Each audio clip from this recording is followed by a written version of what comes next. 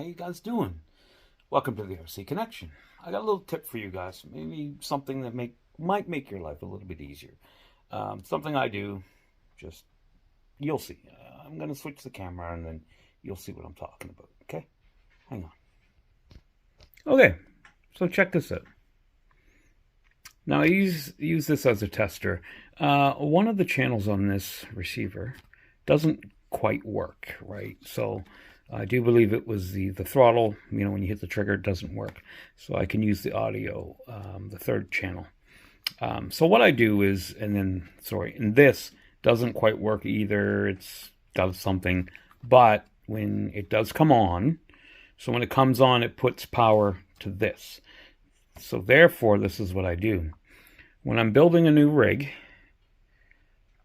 you know, as you're building up things, and you want to set your steering servo.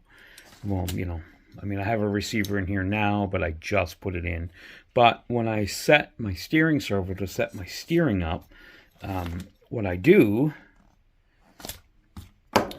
I hook this up, put my steering into here, and then I go from there. I know that channel's in the wrong channel. I know it says steering. Sorry, it's in throttle. It's in the right channel. And then but it powers it, and then I put my steering in, and it centers my steering servo. Once it centers the steering servo, then I can set my steering on my rig. Now on my remote, I use a Spektrum remote.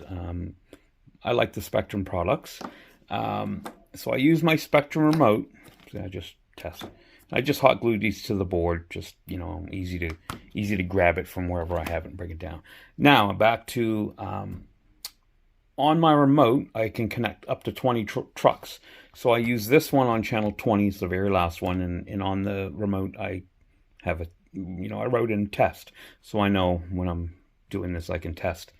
I can also steer it, and if I want throttle, I just put it in the third channel. And then I just click the button and the wheels will go, and then I click it and they stop. But that's what I do when I'm building a truck. So there's a little tip for you guys. I hope it helps.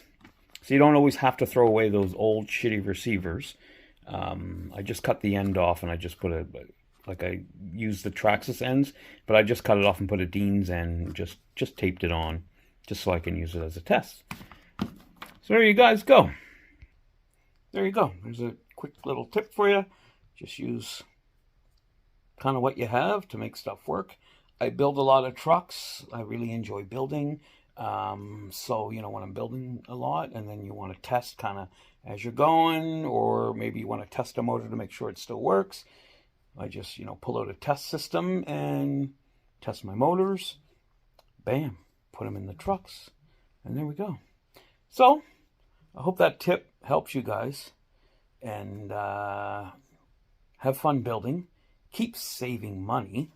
You know, use kind of what you have. There's just a piece of wood that I have. Instead of throwing the stuff out, you know, if it still somewhat works, use it. RC Connection out.